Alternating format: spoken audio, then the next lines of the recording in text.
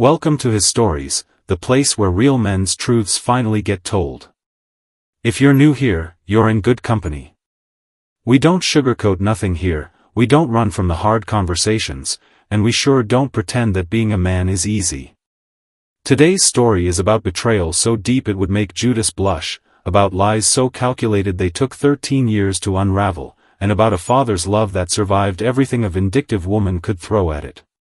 Let's dive in. Benjamin Franklin once said, "3 may keep a secret, if 2 of them are dead." But what happens when the secret keeper thinks she's got you buried while you're still breathing? What happens when a woman's lies become so elaborate, so carefully crafted, that she forgets the most important rule about deception? The truth has a way of surfacing, especially when someone's been keeping receipts for 13 long years. The knock on my door came at 6:37 in the morning on a Tuesday in March 2023. I know the exact time because I was sitting at my kitchen table with my coffee, same as I had every morning for the past 13 years, staring at a photograph of my 2 children that I kept next to the sugar bowl. The woman at my door had a badge and a manila folder thick enough to choke a horse. "Mr. Patterson?" she said. "I'm Detective Sarah Collins with the District Attorney's Office. We need to talk about your ex-wife, Monica Patterson." I stood there in my bathrobe, coffee mug in hand, looking at this detective who could not have been more than 30 years old.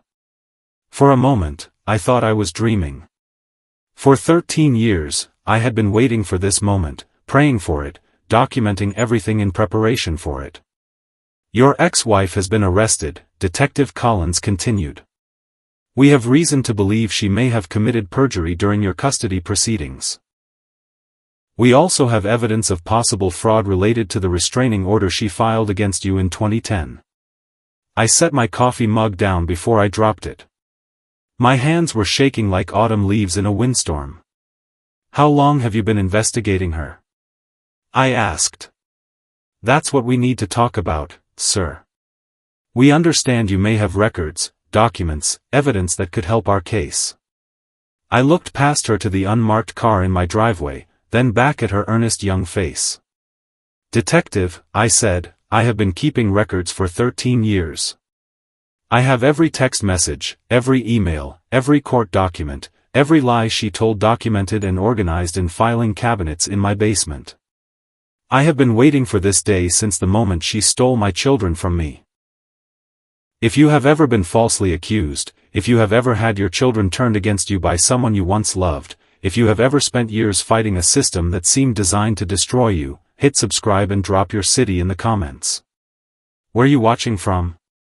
Because today, we are talking about what happens when the truth finally catches up with a liar, and why a man should never, ever stop fighting for his kids. Let me take you back to where this nightmare began, because you need to understand what I lost before you can appreciate what it meant to get it back. I was born in 1948 in Columbus, Ohio, the youngest of 4 boys. My daddy worked at the Ford plant, my mama kept house and made sure we boys knew right from wrong. We were not rich, but we were not poor either. We had what we needed, and more importantly, we had each other. My mama, God rest her soul, used to tell us boys, "Jeffrey," she would say, that's what she called me, "Jeffrey, a man's word is his bond. You can lose everything else in this world, your money, your house, your health, but if you lose your word, you have lost yourself." Those words stuck with me through my whole life. Through high school, through my 2 tours in Vietnam, through college on the GI Bill, through 37 years working as an accountant for the city of Columbus. Your word is your bond. I met Monica Chen at a Christmas party in 1996. I was 48 years old, never married, starting to think maybe I was meant to be a bachelor for life. Monica was 32, beautiful in that quiet way that sneaks up on you. She was a nurse at Ohio State Medical Center, had moved to Columbus from California after her first marriage ended. She was standing by the punch bowl, looking a little lost in a room full of strangers. I was not much of a party person myself, but something about her made me walk over and introduce myself. "You look like you'd rather be anywhere but here," I said, handing her a cup of punch. She smiled, and it was like watching the sun come up. Is it that obvious? Only to someone who feels the same way, I replied. We talked for 2 hours that night. About books, about traveling, about the kind of life we both wanted.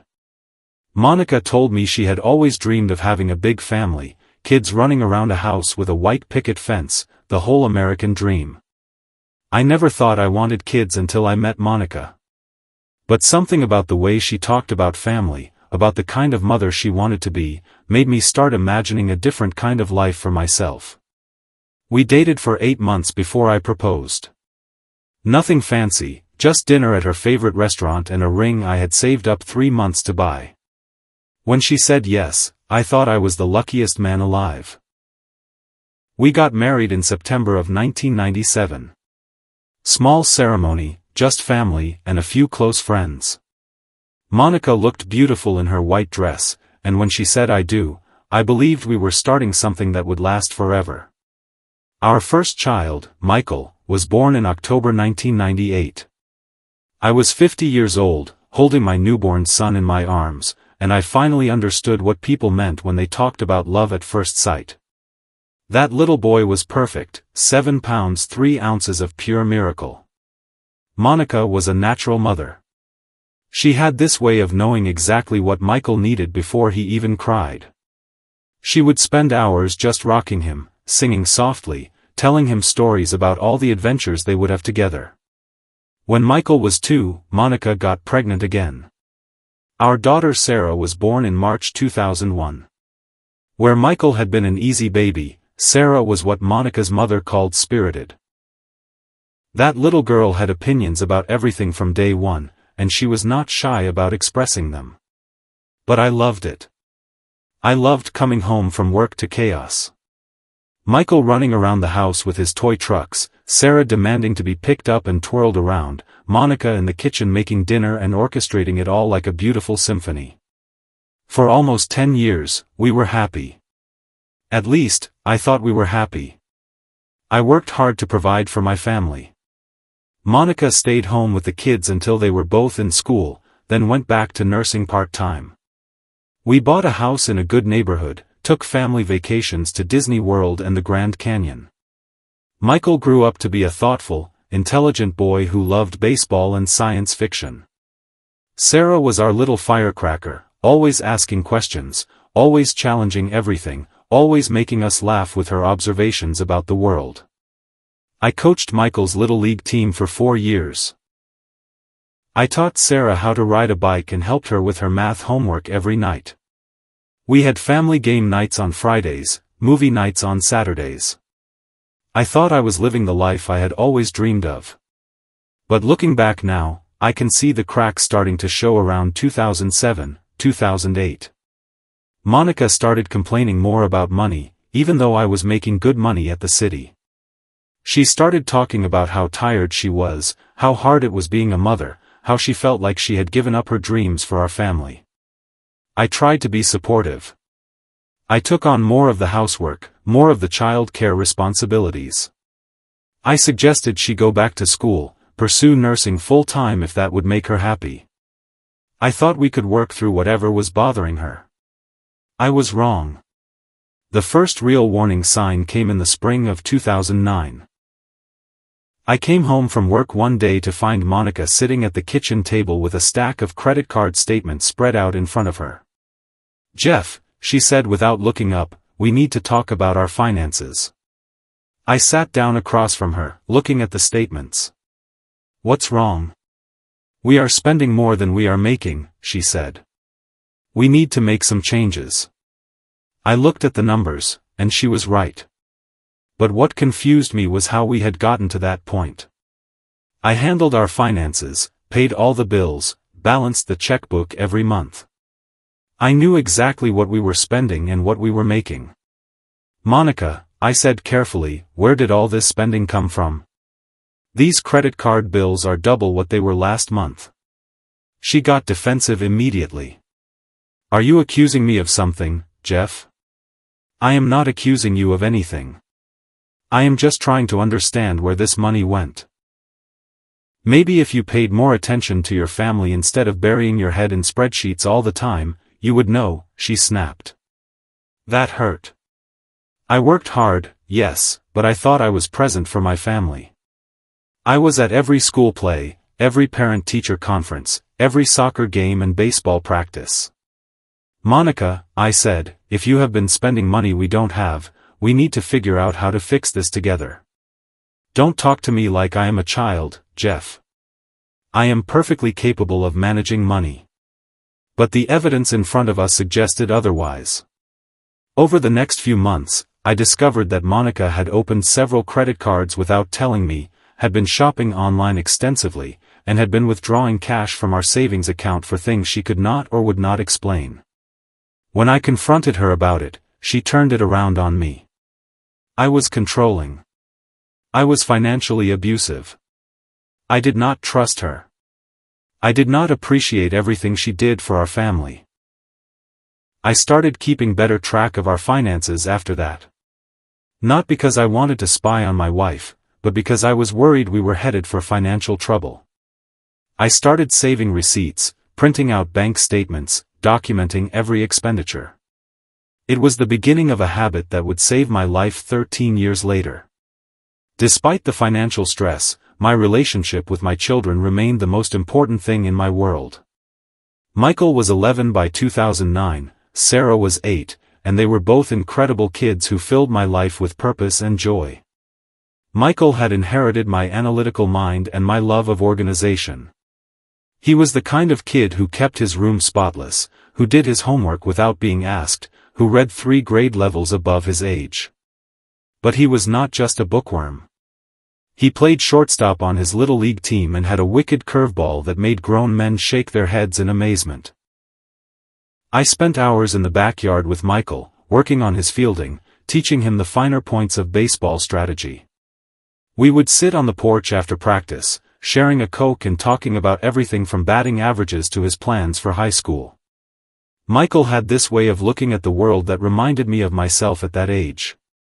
He was cautious, thoughtful, always thinking through the consequences before he acted. But he also had a dry sense of humor that could catch you off guard. Dad, he said to me one evening as we worked on math homework together, why do they call it homework when you do it at the kitchen table? I laughed. That's a good question, buddy. Maybe because home is where you put in the work that matters? He nodded seriously, considering this. Like how you work at the office to take care of us at home? Exactly like that, I said, and I meant it. Everything I did was for these kids, for this family. Sarah was a completely different kind of child, but no less wonderful. Where Michael was cautious, Sarah was fearless. Where Michael thought things through, Sarah acted on instinct. She was the kind of kid who would climb the tallest tree in the neighborhood just to see what the view looked like from the top. Sarah had Monica's artistic eye and my stubborn streak. She could spend hours drawing elaborate pictures of fantastical creatures, making up stories about brave princesses who rescued themselves, creating entire worlds in her imagination. But she was also fiercely protective of the people she loved. When a boy at school was picking on Michael for being smart, Sarah marched right up to that kid and told him that her brother was going to be a scientist someday and help people, and what was he going to do besides be mean to people smarter than him? I taught Sarah how to change the oil in my car when she was 9 years old. Not because I expected her to become a mechanic, but because I wanted her to know that there was nothing a man could do that she could not learn to do herself. She loved getting dirty, loved learning how things worked, loved the feeling of accomplishment that came from fixing something with her own hands. Dad, she said one Saturday as we finished changing the oil, can you teach me how to change a tire too? Of course I can, baby girl. Why? Because what if I am driving someday and I get a flat tire and there's no man around to help me? I smiled at her practical thinking. What if there is a man around? She looked at me like I was being dense. Then I can teach him how to do it, she said matter-of-factly. That was my Sarah. Independent, confident, sure of her place in the world. Our family traditions were simple but meaningful. Every Sunday, we went to pancakes at the local diner after church. The kids got to order whatever they wanted, and we would sit in our regular booth and talk about the upcoming week. Every summer, we took a 2-week vacation somewhere new. We visited national parks, historical sites, beaches, mountains. I wanted my children to see the country, to understand how big and beautiful the world was beyond our little corner of Ohio. Christmas was magic in our house. Monica and I would stay up until 3 in the morning on Christmas Eve, assembling bikes and dollhouses, arranging presents under the tree just so. The kids would wake up at dawn, and we would all gather in the living room to watch them open their gifts. Michael was always methodical about opening presents, carefully removing the tape, folding the wrapping paper neatly. Sarah attacked her presents like a tiny tornado, paper flying everywhere, shouting with excitement over each discovery. I have pictures from all those Christmas mornings. Happy pictures of a happy family. Pictures that would become evidence in a court case years later, proof that I was present, involved, loving father. But it was not just the big occasions that mattered. It was the everyday moments that really built our bonds. Reading bedtime stories, helping with homework, teaching life lessons through ordinary experiences. When Michael was afraid of the dark, I did not just buy him a nightlight. I sat with him in his room and we talked about courage, about how being brave does not mean you are not scared, it means you do the right thing even when you are scared. When Sarah came home crying because her best friend had said something mean to her, I did not just tell her to ignore it. We sat on the porch swing and talked about friendship, about how people sometimes say hurtful things when they are hurting inside, about forgiveness and boundaries. I was not a perfect father, but I was a present one. I was involved in every aspect of my children's lives. I knew their teachers, their friends, their fears and dreams and favorite foods. When Michael scored his first home run, I was in the stands cheering. When Sarah won the school art contest, I was there for the award ceremony. When either of them had a bad day, I was there to listen and offer comfort. Monica used to tease me about being a helicopter parent. "You're going to smother them, Jeff," she would say when I insisted on reading every school newsletter or attending every school function. But I did not see it as smothering. I saw it as being present for the most important job I would ever have. Being their father was not just something I did, it was who I was. And then, in the spring of 2010, everything changed. Looking back now, I can see that Monica's behavior had been changing for months before everything exploded. But at the time, I explained away every red flag, made excuses for every suspicious action, convinced myself that whatever was wrong, we could work through it together. The first thing I noticed was how secretive she had become about her phone. Monica had always been casual about her cell phone, leaving it on the kitchen counter, asking me to answer it if she was busy. But starting around Christmas of 2009, she became protective of it. She started taking it with her everywhere, even to the bathroom. She would turn it face down when she set it on the table. When it rang or buzzed with a text message, she would grab it quickly and step out of the room to respond. When I asked her about it, she had reasonable explanations. Work was calling more often because they were short-staffed. Her sister was going through a divorce and needed someone to talk to. Her mother was having health problems and Monica was coordinating her care. All of these things were true, as far as I knew. Monica's sister Rebecca was indeed getting divorced. Monica's mother had been diagnosed with diabetes and was struggling to manage it. And the hospital where Monica worked was always dealing with staffing issues. So I accepted her explanations and tried not to think about why my gut was telling me something was wrong. The second warning sign was how critical Monica became of everything I did. Nothing I did was right anymore. I loaded the dishwasher wrong. I folded the laundry wrong. I disciplined the children too harshly or not firmly enough, depending on the situation. When I brought Monica flowers for no reason, she complained that I was wasting money. When I didn't bring her flowers, she said I never did anything romantic anymore. When I tried to talk to her about what was bothering her, she said I was being pushy. When I gave her space, she said I didn't care about her feelings. I started walking on eggshells in my own house, trying to anticipate what would set her off, trying to be the husband she seemed to want me to be. But no matter what I did, it was wrong. The third warning sign should have been impossible to ignore, but somehow I managed to rationalize it away. Monica started working more hours, picking up extra shifts at the hospital. She was gone more evenings, more weekends, more holidays. This is temporary, she assured me when I expressed concern about how much she was working. I am trying to get ahead financially so we can pay off those credit cards. It made sense. We did need the extra money. And Monica had always been a hard worker, dedicated to her patients and her profession. But what bothered me was how happy she seemed when she was leaving for work, and how tired and irritable she was when she came home. It was like she was energized by being away from us and drained by being with us. The fourth warning sign came in February of 2010. I was helping Sarah with a school project about family trees when she asked me a question that stopped me cold. "Dad, why does Mom have a different name at work?" "What do you mean, baby?"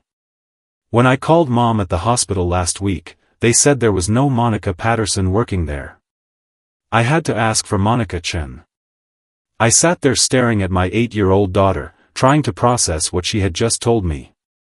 Monica had been working at that hospital for over 2 years. Why would she still be using her maiden name? That night, after the kids were in bed, I asked Monica about it. "It's easier at work," she said without looking up from the magazine she was reading. "All my credentials and certifications are in my maiden name. It's just less paperwork this way." "But you have been working there for 2 years," I said. "Surely you could have changed your name by now if you wanted to." "Jeff," she said, closing the magazine and looking at me with annoyance, "it's my name. I can use whatever name I want at work." "I know," I said. "I just think it's strange that your own daughter doesn't know what name to ask for when she calls you." "Are you seriously making a big deal about this?" she asked. "After everything I do for this family, you are going to criticize me for using my maiden name at work?" And just like that, I was the bad guy again. I was the one being unreasonable, the one making problems where none existed. The fifth warning sign was how Monica started talking about our marriage. She began making comments about how young she had been when we got married, how she had never really had a chance to figure out who she was as an independent woman. "Sometimes I wonder what my life would have been like if I had waited longer to get married," she said one evening as we cleaned up after dinner. "You regret marrying me?" I asked. "That's not what I said, Jeff. But don't you ever wonder what your life would have been like if you had made different choices?" I thought about it honestly. "No," I said. "I can't imagine a better life than the one we have built together." Monica laughed, but it was not a happy laugh. "That's because you got everything you wanted, Jeff. A wife, kids, a house in the suburbs. You got the whole package deal. And you didn't? I got pregnant at 33 and married a man who was 16 years older than me. I never got to travel, never got to focus on my career, never got to figure out who I was outside of being a wife and mother." This conversation terrified me because I realized that Monica was talking about our children like they were burdens instead of blessings. Michael and Sarah were not packages she had gotten stuck with. They were our children, our family, our greatest accomplishment. But when I tried to express this to Monica, she accused me of not understanding her feelings, of dismissing her dreams, of being selfish and insensitive. The final warning sign came in March of 2010, just weeks before everything fell apart. Monica started talking about needing space, needing time to think, needing to figure out what she wanted from life. "I think we should consider a trial separation," she said one night after the kids had gone to bed. My heart stopped. "A separation? Monica, we can work through whatever problems we are having. We can go to counseling, we can take a vacation, we can do whatever it takes to fix this. Some things can't be fixed, Jeff. Some things are just broken. Our marriage is not broken, I said desperately. We love each other. We have 2 beautiful children. We have a good life. You love me, she corrected. I am not sure I ever really loved you, or if I just married you because I was lonely and scared and you seemed safe. Those words hit me like a physical blow. You are not sure you ever loved me? I thought I did. But maybe what I felt was gratitude, not love. Maybe I married you because you were stable and reliable and I thought that was enough. I stared at my wife of 13 years, the mother of my children, and realized I was looking at a stranger. The woman I had fallen in love with, the woman who had said she wanted a big family and a house with a white picket fence, that woman had disappeared. In her place was someone who talked about our children like mistakes and our marriage like a prison sentence. But even then, even after everything, I was not ready to give up. I suggested counseling again.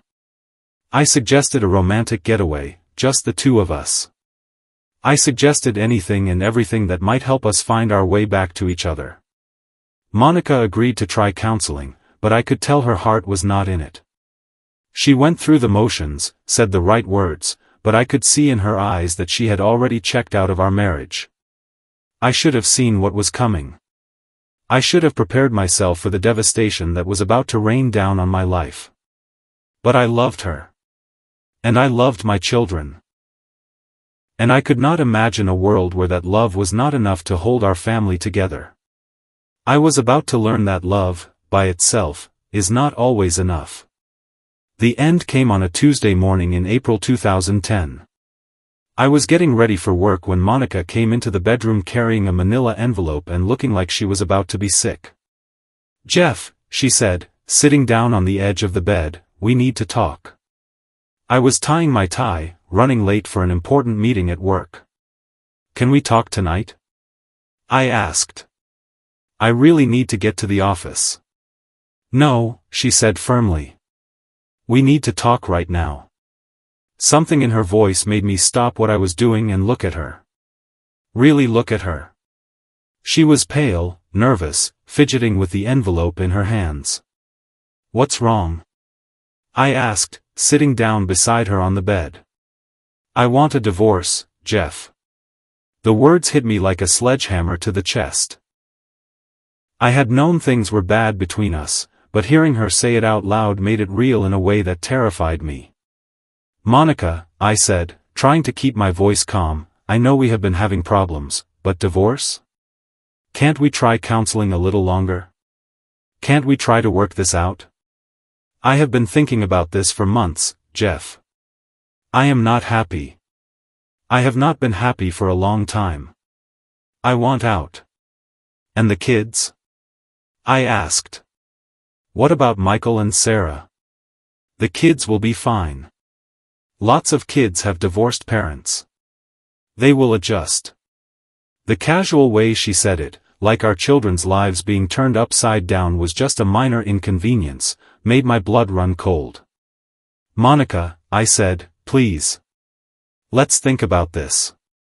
Let's not make any hasty decisions. Our kids need stability. They need both their parents. The kids need to see their mother happy, she said. Right now, they are seeing me miserable every day. That's not good for them either. I want to fight for our marriage, Monica. I want to fight for our family. She handed me the manila envelope. It's too late for that, Jeff. I have already filed papers. My hands were shaking as I opened the envelope and pulled out the divorce documents. But divorce papers were not the only thing in there. There was also a temporary restraining order against me. What is this? I asked, staring at the legal document. I had to file for protection, Monica said, not meeting my eyes. For me and the children. Protection? Monica, what are you talking about? I have never hurt you or the kids. I have never even raised my voice to you. That's not true, Jeff. You have been increasingly angry and controlling. Last week, You yelled at me about the credit card bills. You have been monitoring my spending, questioning where I go, making me feel like a prisoner in my own home. I stared at my wife in disbelief. Monica, we had a conversation about our finances because we were spending more than we were making. That's not abuse. That's being responsible. You grabbed my arm, she said quietly. I grabbed your arm? When? Last week. When we were arguing about money. You grabbed my arm and left bruises. I had no memory of touching Monica during our conversation about finances. We had disagreed, yes. We had raised our voices, yes. But physical contact? Never. Monica, I said carefully, I did not grab your arm. I would never hurt you. I have pictures, Jeff. I have documentation. I have witnesses. Witnesses? What witnesses? People have seen how you treat me. How you talk to me. How you try to control every aspect of my life. I felt like I was living in some alternate reality where everything I knew to be true was being turned upside down. The conversation we had about money had been a normal marital disagreement. Tense, yes, but not violent. Not abusive. Monica, I said, fighting to keep my voice level, I think you know that what you are saying is not true. Are you calling me a liar, Jeff? I am saying that I have never put my hands on you in anger, and you know that. That's your word against mine, she said, standing up from the bed. And I have evidence. She left the room, leaving me sitting there with the divorce papers and restraining order in my hands. I read through the legal documents, growing more horrified with each page. According to the restraining order, I was accused of domestic violence, emotional abuse, financial abuse, and making threats against Monica and the children. I was prohibited from contacting Monica except through lawyers. I was prohibited from coming within 500 feet of the family home. I was prohibited from contacting my children. I was being kicked out of my own house, separated from my own children, based on accusations that were completely false. But the worst part was not the accusations themselves. The worst part was reading the details and realizing how carefully Monica had planned this. The restraining order cited specific dates, specific incidents, specific witnesses. She had been building a case against me for months, documenting conversations and interactions in ways that made me sound like a monster. The conversation about credit card bills where I supposedly grabbed her arm and left bruises. The time I supposedly screamed at Sarah for spilling juice on the carpet.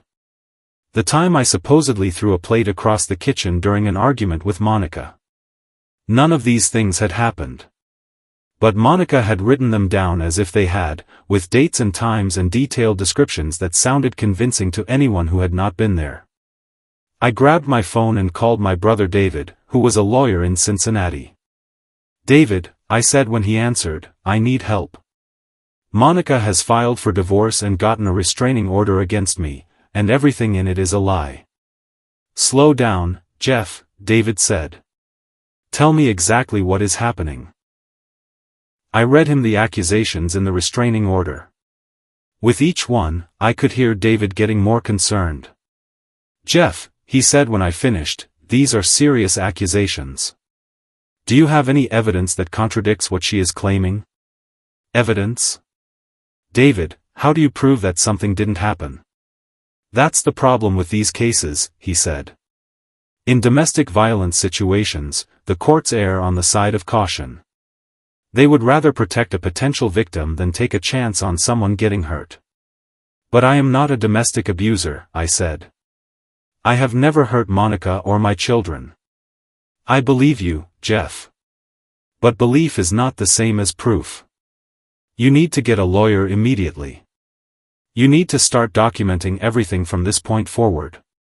And you need to prepare for a long fight. A long fight.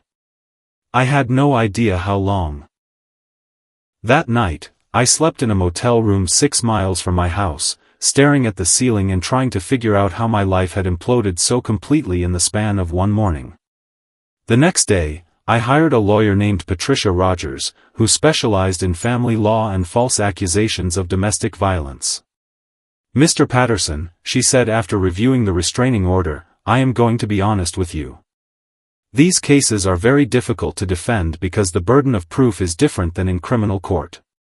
Your ex-wife does not have to prove beyond a reasonable doubt that you abused her.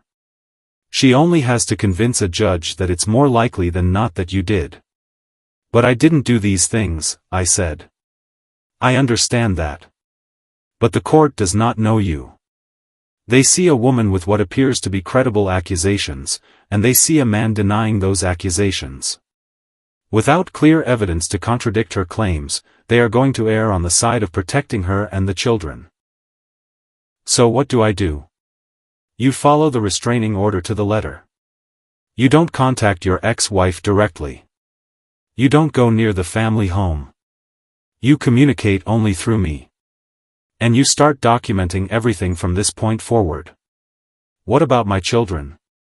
I asked. "When do I get to see Michael and Sarah?" "That will have to be determined by the court. Given the nature of the accusations, any visitation will likely be supervised initially." Supervised visitation. I was going to have to see my own children in some sterile room with a court-appointed supervisor watching our every interaction, as if I were a dangerous criminal who could not be trusted alone with my own kids. The next few weeks were a blur of legal meetings, court hearings, and sleepless nights in the motel room that had become my temporary home. Every interaction with the legal system felt like another blow to my character, another assumption that I was guilty until proven innocent. The worst part was that I could not talk to Michael and Sarah. I could not explain to them what was happening or why Daddy was not coming home.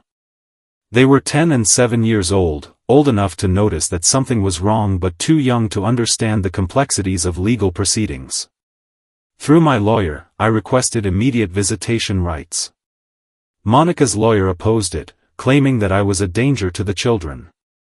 The judge compromised by ordering supervised visitation for 2 hours every Saturday at the Family Services building downtown. The first supervised visit was the hardest thing I had ever experienced.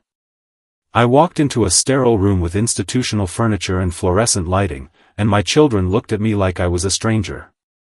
"Daddy," Sarah said, running to hug me, "why can't you come home?" I looked at the court supervisor, a stern woman named Mrs. Henderson, who nodded that I could answer. "Daddy and Mommy are having some grown-up problems right now, baby girl. But I want you to know that I love you very much, and this is not your fault." "Did you hurt Mommy?" Michael asked quietly. The question hit me like a knife to the heart. "No, buddy," I said, kneeling down to his level. "I would never hurt Mommy or you or Sarah. I love you all too much." "Then why can't you come home?" "Because sometimes grown-ups have to follow rules that don't make sense, even when they don't want to." We spent 2 hours playing board games and reading books, but it felt like performing in a play rather than spending time with my children.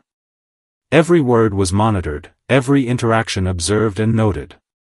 When the visit was over and I had to say goodbye, Sarah cried and asked why she could not come with me. Michael just looked confused and hurt. "I will see you next Saturday," I promised them. "No matter what happens, I will always be your daddy, and I will always love you." As I walked out of that building, leaving my children behind, I felt like a piece of my soul had been ripped out of my chest. But that was just the beginning. Over the next few months, the attacks on my character intensified. Monica's lawyer painted me as a controlling, abusive husband who had terrorized his family for years.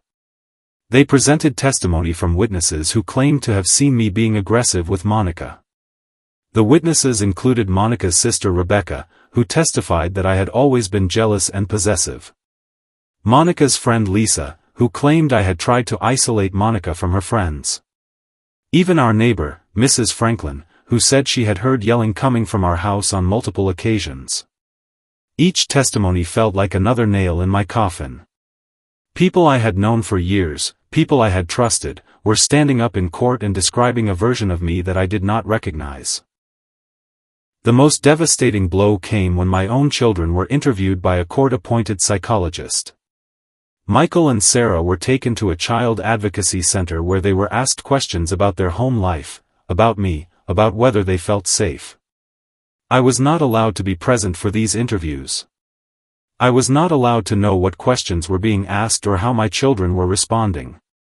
All I could do was wait and pray that the truth would come out.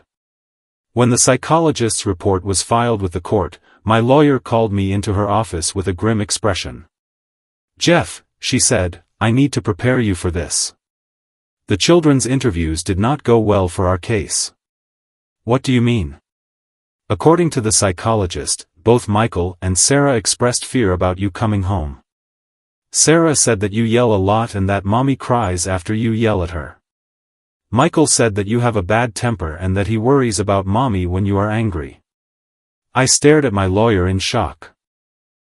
"That's not true. I don't yell at Monica. I don't have a bad temper. My children have never been afraid of me." "I believe you, Jeff. But children don't usually lie about these things. Either something happened that they interpreted as threatening, or someone has been coaching them about what to say." "Coaching them? You think Monica has been telling them lies about me?" "It's possible. But it's very difficult to prove parental alienation, especially when the children are this young." I felt sick to my stomach. Not only was I being falsely accused of abuse, but my own children were being turned against me by their mother. The woman I had loved and trusted was systematically destroying my relationship with Michael and Sarah. But the nightmare was just beginning. 6 months after the initial restraining order, Monica filed additional accusations. She claimed that I had violated the restraining order by driving past the house, that I had been stalking her at work, that I had made threatening phone calls. All of these accusations were false. I had followed the restraining order to the letter. I had not gone near the house, the children's school, or Monica's workplace. I had not contacted her directly in any way. But again, Monica had specific dates, times, and details. She claimed that on July 15th, I had driven slowly past the house 3 times between 10 and 11 p.m. She said a neighbor had witnessed this and felt threatened enough to call the police. On August 3rd, she claimed I had shown up at the hospital where she worked and asked the receptionist about her schedule. She said the receptionist could identify me and confirm that I had been asking inappropriate questions. On August 20th, she claimed I had called the house at 2 a.m. and hung up when she answered. She said she had caller ID showing my phone number. Each accusation was carefully crafted to sound believable while being impossible for me to disprove. How do you prove that you did not drive past a house on a specific night 6 weeks ago? How do you prove that you did not make a phone call when the caller ID supposedly shows your number? My lawyer hired a private investigator to look into these claims. We discovered that the neighbor who supposedly witnessed me driving past the house had been out of town on July 15th. The hospital receptionist had never seen me and had no record of anyone asking about Monica's schedule. The phone records showed that no calls had been made from my number to the house on August 20th. But by the time we gathered this evidence, the damage was done. The judge had already extended the restraining order based on Monica's accusations. My supervised visits were suspended pending investigation of the alleged 6. During those 3 months, I learned something about the family court system that I wish I had never learned. The system is designed to protect women and children from genuine abuse, which is a good thing. But it can also be weaponized by vindictive people who know how to manipulate it. Monica had learned the magic words: domestic violence, stalking, harassment, threat to the children's safety. These words carried enormous weight in family court, and once they were spoken, I was guilty until proven innocent. Every hearing felt like a trial where I was defending myself against crimes I had never committed, while my accuser was treated as a victim whose word was beyond question. The custody arrangement that emerged from this legal nightmare was devastating. I was granted supervised visitation every other Saturday for 2 hours. I was required to complete anger management classes, domestic violence counseling, and parenting classes before any unsupervised visitation could be considered. I was ordered to pay child support and spousal support that consumed 60% of my income. I was prohibited from making any major decisions about my children's education, healthcare, or activities. I was essentially turned into a weekend visitor in my own children's lives. But I was determined to fight back. I had been keeping detailed records of everything since the day Monica first filed for divorce. I had copies of every email, every text message, every legal document. I had receipts for everything I spent money on, phone records showing where I was and when, credit card statements proving my whereabouts. What I did not realize at the time was that this documentation would become the foundation of a 13-year investigation that would eventually expose Monica's lies and vindicate my name. But that vindication was still more than a decade away.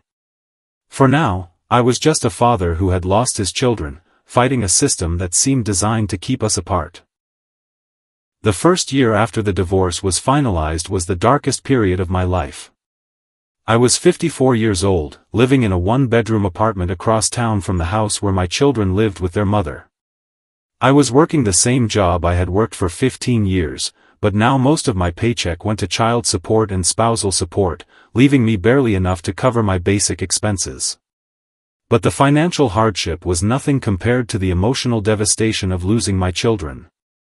Every other Saturday, I would sit in that sterile visitation room and try to maintain some connection with Michael and Sarah while a court supervisor watched my every move.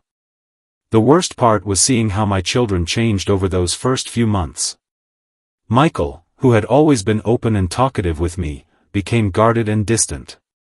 When I asked him about school or baseball or his friends, he would give me short, careful answers, like he was afraid of saying the wrong thing. Sarah, who had always been my little firecracker, became quiet and withdrawn during our visits. She would sit on my lap and let me read to her, but she did not chatter and ask questions the way she used to. It was like someone had turned down the volume on her personality. I knew that Monica was influencing them, telling them things about me that were not true. But I could not prove it, and I could not fight it directly without risking the loss of even my limited visitation rights. Instead, I focused on being the best father I could be during those 2 hours every other Saturday. I brought books and games and art supplies. I listened to whatever they wanted to tell me about their lives. I told them over and over that I loved them and that none of what was happening was their fault. "Dad," Michael asked me one Saturday when he was 11, "why did you and Mom get divorced?" "Sometimes grown-ups who love each other still can't live together anymore," I told him. "Your mom and I have different ideas about what we want from life, and we thought we would all be happier if we lived apart." "But are you happier?" he asked. "I am happier when I get to spend time with you and Sarah," I said honestly. "The rest of the time, I miss you both so much it feels like there's a hole in my chest." Sarah, who had been coloring quietly at the table, looked up at me with those big brown eyes that were so much like her mother's. "I miss you too, Daddy," she said simply. Those words kept me going through some very dark days. Outside of those supervised visits, I threw myself into documenting everything related to my case.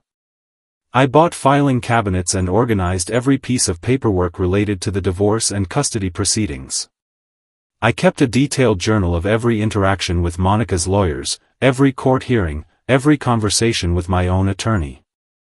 I also started researching parental alienation and false accusations of domestic violence. I discovered that my situation was not as unusual as I had thought. There were thousands of fathers across the country who had been falsely accused of abuse and separated from their children by vindictive ex-wives who knew how to manipulate the family court system. I joined support groups for fathers dealing with parental alienation. I connected with other men who had lost their children to false accusations. Some of these men had been fighting for years to restore their relationships with their kids. Some had given up entirely. The stories I heard in these support groups were heartbreaking but also educational. I learned about the tactics that alienating parents use to turn children against the other parent. I learned about the legal strategies that work and the ones that backfire. Most importantly, I learned that I was not alone and that I was not crazy. What Monica was doing to me and to our children had a name. Parental alienation syndrome. It was a form of emotional abuse directed at both the targeted parent and the children themselves. But knowing what to call it did not make it easier to fight. The family court system was not well equipped to deal with parental alienation, especially when it was combined with false accusations of domestic violence. My lawyer, Patricia Rogers, did her best to advocate for me, but the deck was stacked against us. Every time we challenged one of Monica's accusations, she would come up with new ones. Every time we requested increased visitation, Monica's lawyer would argue that I was still a threat to the children's safety. The anger management classes that I was required to take were particularly frustrating. I sat in a room with men who had actually committed domestic violence, listening to lectures about controlling your temper and respecting your partner's boundaries. I wanted to stand up and scream that I was not like these other men, that I had never hurt anyone, that I was there under false pretenses. But I completed the classes because I had to. I completed the domestic violence counseling because I had to. I completed the parenting classes because I had to.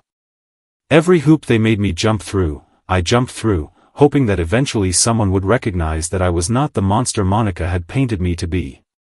Meanwhile, my children were growing up without me. I missed Michael's 12th birthday because it fell on a week when I did not have visitation. I missed Sarah's first communion because Monica scheduled it deliberately on a day when I could not attend. Through the court's family services department, I received school reports and medical updates about my children, but I was not consulted about any major decisions. When Michael needed glasses, I found out about it in a court filing. When Sarah started taking piano lessons, I learned about it from a child support modification request. I was being systematically erased from my children's lives, turned into nothing more than a source of financial support who was allowed to see them for 4 hours a month under supervision. But I never stopped fighting. I appealed every adverse ruling. I requested every hearing I was entitled to. I documented every instance of Monica's interference with my parental rights. And most importantly, I kept meticulous records of everything. Every email Monica sent to my lawyer. Every court filing she made. Every accusation she leveled against me. Every inconsistency in her story. I did not know it at the time, but I was building a case that would eventually expose her lies and bring her to justice. But that justice was still more than a decade away. In the meantime, I had to figure out how to live with the pain of losing my children and the injustice of being falsely accused. Some days, I did not think I was going to make it. Some days, the depression and rage and helplessness were so overwhelming that I could barely get out of bed. But then I would remember Michael's thoughtful questions and Sarah's quiet declaration that she missed me, and I would find the strength to keep going. My children needed me to keep fighting, even if they did not know it yet. Someday, they would be old enough to understand what had really happened. Someday, they would need to know that their father never stopped loving them and never stopped trying to be part of their lives. I was going to make sure that when that day came, I would have the evidence to show them the truth. Year 2 after the divorce brought a small victory that gave me hope for the first time since this nightmare began. My supervised visitation was increased from every other Saturday to every Saturday, and the supervision was relaxed from direct observation to periodic check-ins. It was not much, but it meant I could have more natural conversations with my children without someone scrutinizing every word. It also meant that Michael and Sarah were starting to feel more comfortable with me again. "Dad," Sarah asked me during one of our visits, "why do we have to come to this place to see you? Why can't we just go to your apartment or the park or something?" "Because the judge thinks it's safer this way right now," I told her. "But maybe someday we will be able to go other places together." "I don't understand why it's not safe," she said. "You never hurt us." Those words were like balm to my wounded soul. At 9 years old, Sarah still remembered who I really was, despite whatever Monica might have been telling her. Michael, who was 13 now and more aware of the complexities of our situation, asked harder questions. "Dad," he said one Saturday, "why does Mom say you used to yell at her all the time? I remember you and Mom arguing sometimes, but I don't remember you yelling." "People remember things differently sometimes," I told him carefully. "Your mom and I had problems in our marriage, and maybe she remembers our arguments as being worse than they actually were." "But the court papers say you hit her," Michael pressed. "Did you ever hit Mom?" "No, buddy," I said, looking directly into his eyes. "I never hit your mother. I never hurt her physically in any way. I would never hurt someone I loved." "Then why does she say you did?" "I don't know, Michael. I wish I could explain it to you, but I honestly don't understand it myself." These conversations were heartbreaking but also encouraging. My children were starting to ask critical questions about the narrative they had been fed. They were old enough to remember what our family life had actually been like before the divorce, and their memories did not match the accusations against me. But even as my relationship with Michael and Sarah slowly improved, Monica continued to make my life difficult in every way she could. She filed motion after motion with the court, always claiming some new emergency or some new concern about my fitness as a parent. She claimed that I was not returning the children's phone calls promptly enough. She claimed that I was asking inappropriate questions about her personal life. She claimed that Michael came home upset after visits and that Sarah was having nightmares. Each frivolous motion cost me hundreds of dollars in legal fees that I could not afford. Each court hearing meant taking time off from work and sitting in a courtroom while Monica's lawyer painted me as an unstable, dangerous man who posed a threat to his own children. But I kept fighting because I could see that it was working. Slowly, gradually, my children were remembering who I really was. They were starting to question the things their mother told them about me. They were beginning to trust me again. In year 3, I was finally granted unsupervised visitation. 4 hours every Saturday, and I could take my children anywhere I wanted as long as I had them back by 6 p.m. The first time I picked up Michael and Sarah from Monica's house without a supervisor, I felt like I was being paroled from prison. We went to the zoo, and for the first time in 3 years, I got to see my children laugh and play without someone watching and taking notes. "Dad," Sarah said as we watched the elephants, "this is the best day I have had in a long time." "Me too, baby girl," I said. "Me too." Over the next few years, our Saturday visits became the highlight of my week. I took Michael and Sarah to baseball games, museums, movies, parks. We went miniature golfing and bowling and to the arcade. We did all the things that normal fathers and children do together. But I was still limited to 1 day a week. I was still prohibited from making decisions about their education or healthcare. I was still being treated like a second-class parent who could not be trusted with his own children. And Monica continued her campaign to undermine my relationship with Michael and Sarah. She scheduled their activities deliberately on Saturdays to interfere with our visits. She enrolled them in programs without consulting me and then demanded that I pay for them. She made it clear to them that anything fun they did with me was time taken away from more important things. When Michael turned 16 and got his driver's license, Monica bought him a car but made it clear that he was not allowed to drive it to visit me. When Sarah expressed interest in art classes, Monica enrolled her in a program that met on Saturday afternoons, cutting our visitation time in half. But my children were getting older and starting to make their own decisions about our relationship. Michael began asking if he could spend more time with me. Sarah started expressing frustration with her mother's rules and restrictions. "Mom doesn't want us to love you too much," Sarah told me when she was 14. "She says you are trying to turn us against her." The irony was heartbreaking. Monica was accusing me of parental alienation while systematically engaging in it herself. But I was patient. I was consistent. I was always there for my children when they needed me, even if I could only be there 1 day a week. I never spoke negatively about their mother, even when they asked direct questions about why she said the things she did about me. And most importantly, I kept documenting everything. Every cancelled visit, every interference with my parental rights, every inconsistency in Monica's story. My filing cabinets grew thicker with evidence of her misconduct.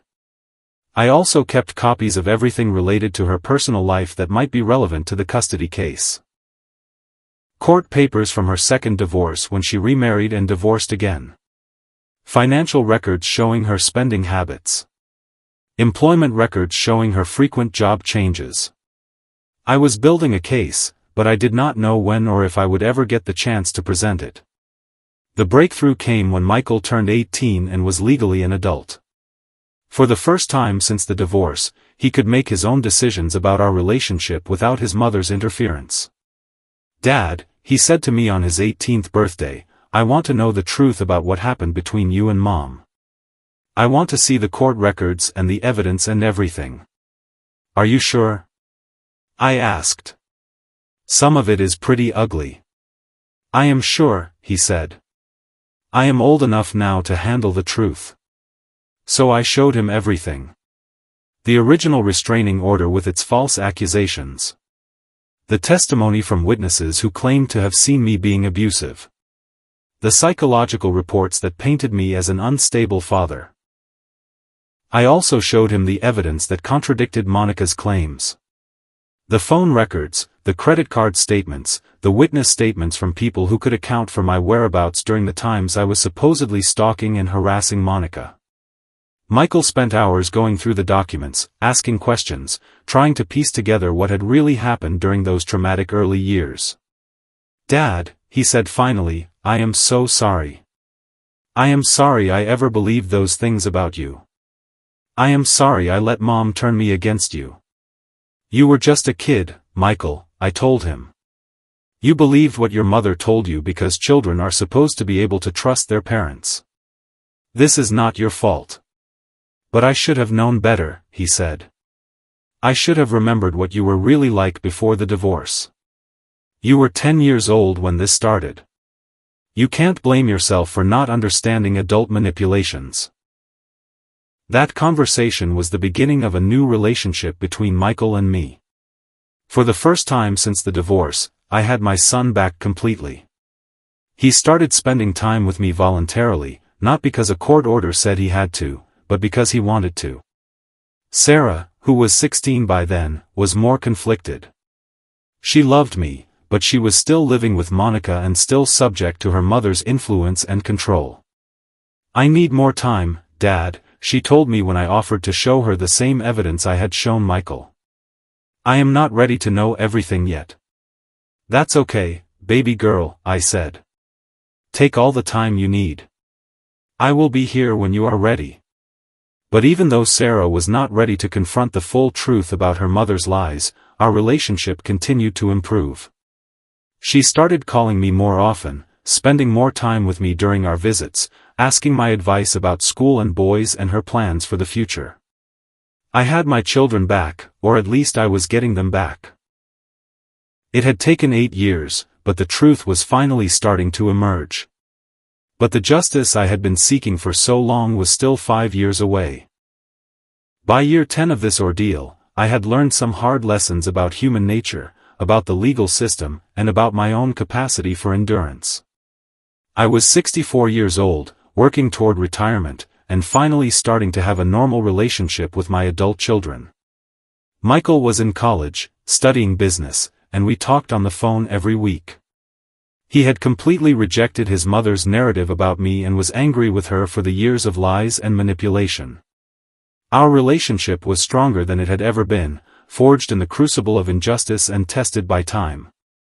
Sarah was a senior in high school, planning to study art in college. She had not fully confronted the truth about the divorce yet, but she no longer believed the worst things Monica had told her about me. Our relationship was cautious but genuine, built on trust that had been slowly rebuilt over years of consistent love and support. The first lesson I learned was about the power of patience and persistence. There were many times during those 10 years when I wanted to give up, when the legal battles and the emotional pain seemed too much to bear. But I kept showing up, kept fighting, kept loving my children even when they could not love me back the way I wanted them to. If you are going through something similar, brother, let me tell you this: do not give up. Do not let the lies and the legal system and the people who want to destroy you convince you to walk away from your children. They need you, even if they do not know it yet. Even if they have been told that you are the enemy. Your children will grow up.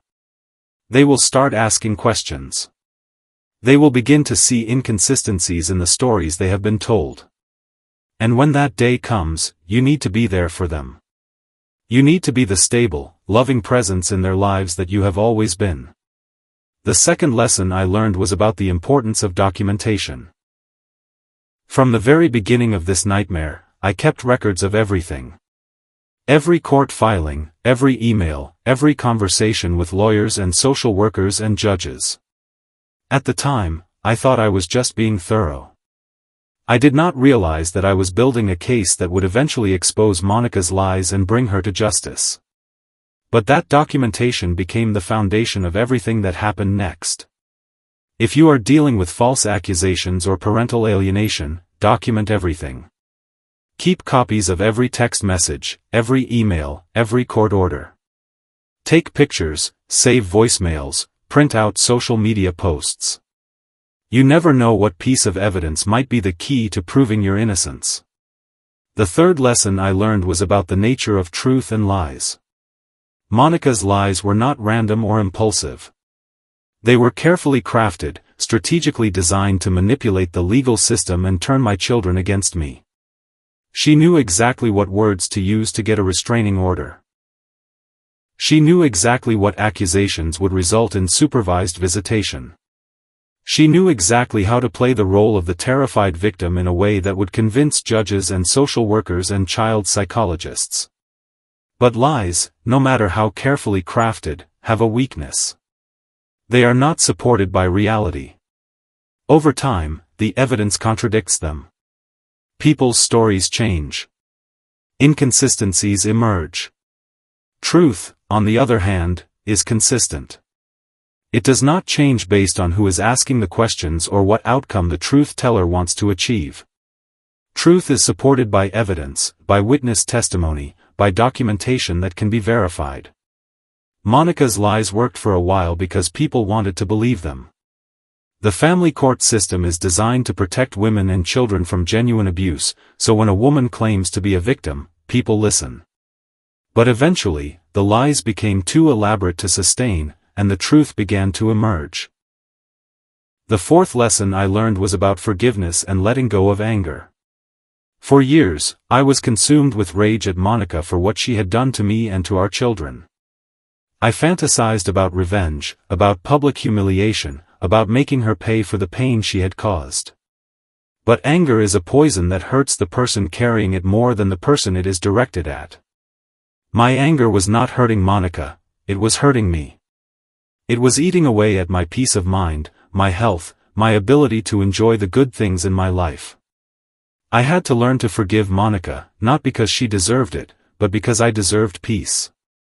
Forgiveness does not mean forgetting or excusing what someone did. It means releasing the anger and resentment so that you can move forward with your life. This was the hardest lesson for me to learn, and I am still working on it. Some days I am successful at letting go of the anger. Other days it flares up again, especially when I think about the years I lost with my children or the damage that was done to them by their mother's lies. But I keep working on it because I know that my children need me to be whole and healthy and at peace. They have been through enough trauma. They do not need to deal with their father's unresolved anger and bitterness. The fifth lesson I learned was about the importance of hope.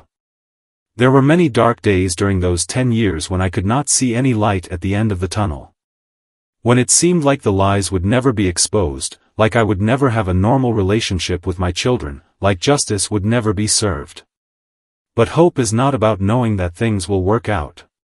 Hope is about believing that they can work out, even when you cannot see how. Hope is about getting up every morning and doing the work, even when you are not sure it will make a difference. My hope was rewarded, but it took 13 years. 13 years of fighting, of documenting, of showing up for my children even when they did not want me there. 13 years of believing that someday, somehow, the truth would come out. If you are in the middle of your own nightmare, hold on to hope. It may take longer than you want, it may be harder than you expect, but the truth has a way of surfacing. Love has a way of winning in the end. Justice, even delayed justice, is still justice. The sixth lesson I learned was about the strength you never know you have until you need it. Before this happened to me, I thought I was just an ordinary man living an ordinary life. I was an accountant, for crying out loud. I balanced books and filed taxes and went to work every day in a suit and tie. I never thought of myself as a fighter or a survivor or someone who could endure years of legal battles and emotional trauma. But when my children were taken from me, when my character was destroyed, when everything I had worked for was torn apart, I found reserves of strength I never knew existed. I learned that I could live on almost no money as long as I had hope. I learned that I could endure public humiliation as long as I knew the truth. I learned that I could keep fighting even when everyone around me thought I should give up. You have that strength too, brother. You have it inside you, waiting for the moment when you need it most. You are stronger than you think, braver than you feel, more resilient than you know. The seventh lesson I learned was about the value of community and support. I could not have survived those 13 years without the help of other men who had been through similar experiences. The support groups for fathers dealing with parental alienation became my lifeline. These men understood what I was going through in a way that my friends and family could not. They had walked the same path, fought the same battles, endured the same injustices. When I was ready to give up, they reminded me why I had to keep fighting. When I was consumed with anger, they helped me find ways to channel it constructively. When I felt alone and isolated, they reminded me that I was part of a brotherhood of men who refused to abandon their children. If you are dealing with false accusations or parental alienation, find your community. Join support groups, connect with other fathers online, reach out to organizations that advocate for fathers' rights. You do not have to fight this battle alone. The eighth lesson I learned was about the long-term impact of parental alienation on children. As Michael and Sarah got older and began to understand what their mother had done, they struggled with feelings of anger, guilt, and confusion. They were angry at Monica for lying to them and manipulating them. They felt guilty for believing her lies and turning against me. They were confused about what was real and what was not, about who they could trust and what they could believe. Parental alienation is not just abuse directed at the targeted parent. It is also abuse directed at the children themselves. When you poison a child's mind against their other parent, you damage their ability to form healthy relationships, to trust their own judgment, to understand the difference between truth and manipulation. Monica thought she was protecting Michael and Sarah from me, but she was actually harming them in ways that will take years to heal. The children are always the real victims in these situations, even when they seem to be siding with the alienating parent. If your children have been turned against you, remember that they are victims too. Do not blame them for believing lies. Do not punish them for being manipulated. Love them, support them, and be patient while they work through the damage that has been done to them. The ninth lesson I learned was about the importance of never giving up on the truth. For 13 years, I was the only person who knew what had really happened between Monica and me. Everyone else believed her version of events, or at least they acted like they did. There were times when I started to doubt my own memory, my own perception of reality. When everyone around you believes a lie, it becomes very tempting to accept that lie as truth, especially when fighting it is so painful and costly. But I held on to the truth because I knew it was the truth. I had the evidence, I had the documentation, I had my own clear memory of what had happened and what had not happened. And eventually, that truth was vindicated. Never let anyone convince you to accept a lie, even when accepting it would be easier than fighting it. Never let anyone rewrite your history, manipulate your memory, or gaslight you into doubting your own experience. The truth matters. Your truth matters. And someday, somehow, the truth will come out. The 10th lesson I learned was about the redemptive power of love. Despite everything Monica did to me and to our children, despite the years of lies and legal battles and emotional trauma, love won in the end. Michael and Sarah came back to me because they remembered, deep down, who I really was. They remembered the father who had read them bedtime stories and taught them to ride bikes and been present for every important moment of their childhood. Love is stronger than lies. Love is more persistent than hatred. Love endures when everything else falls apart. If you are fighting for your children, fight with love. Document everything, hire good lawyers, follow the legal process, but remember that your ultimate weapon is not evidence or testimony or court orders. Your ultimate weapon is the love you have shown your children and the love they have for you, even when they cannot express it. That love will bring them back to you eventually. It may take longer than you want, it may be more difficult than you expect, but love never truly dies. It just goes underground sometimes, waiting for the right moment to resurface. Trust in that love. Hold on to that love. Fight for that love. Because in the end, love is all that really matters. The knock on my door that morning in March 2023 changed everything. Detective Collins and her team had been investigating Monica for months, following a trail of evidence that led them straight to my filing cabinets in the basement. It turned out that Monica had made the same accusations against her second husband that she had made against me. When he fought back with his own documentation and evidence, the authorities began to see a pattern. Monica had committed perjury during our custody proceedings. She had falsified evidence, suborned witnesses, and manipulated the family court system to steal my children from me. But more than that, she had done it all again with her second husband, proving that her actions were not the result of fear or desperation, but calculated fraud. The case against Monica was built on the foundation of documentation that I had been keeping for 13 years. Every email, every court filing, every piece of evidence that contradicted her lies became part of the prosecutor's case.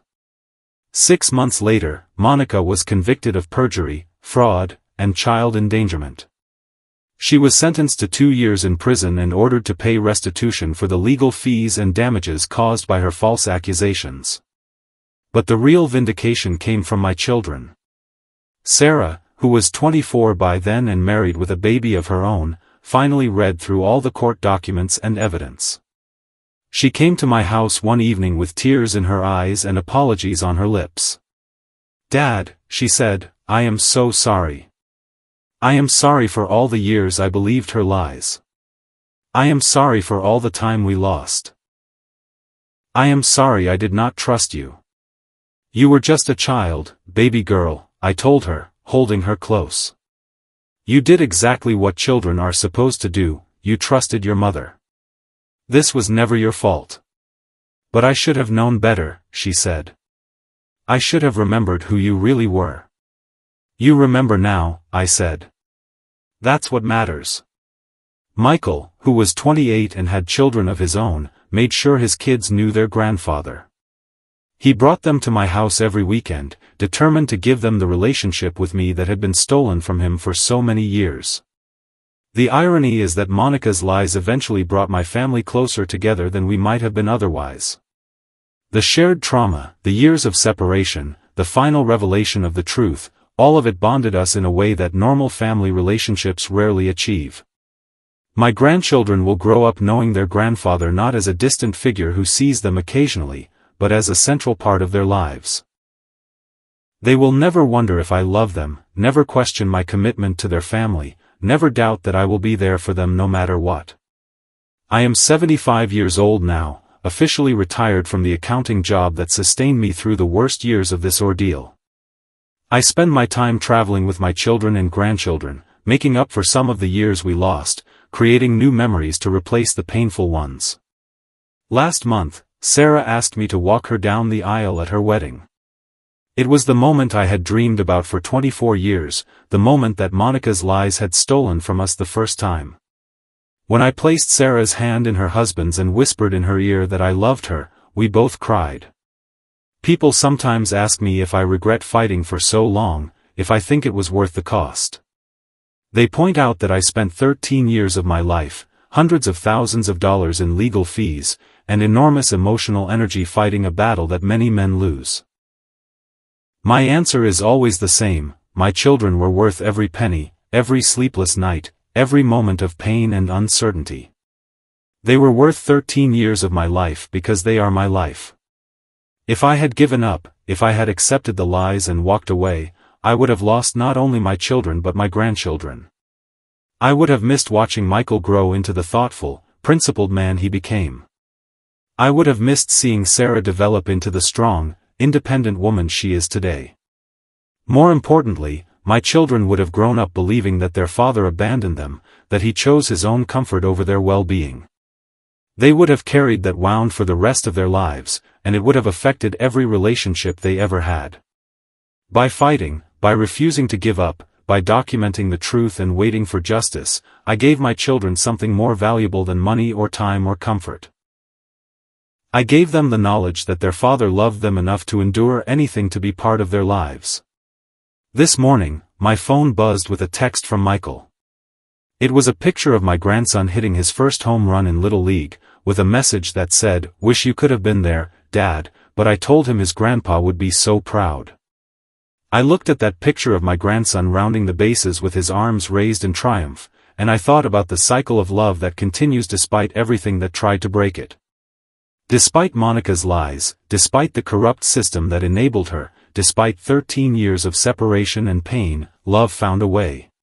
Tonight, I will add that picture to the photo album I keep on my kitchen table, right next to the old pictures of Michael and Sarah from before the divorce.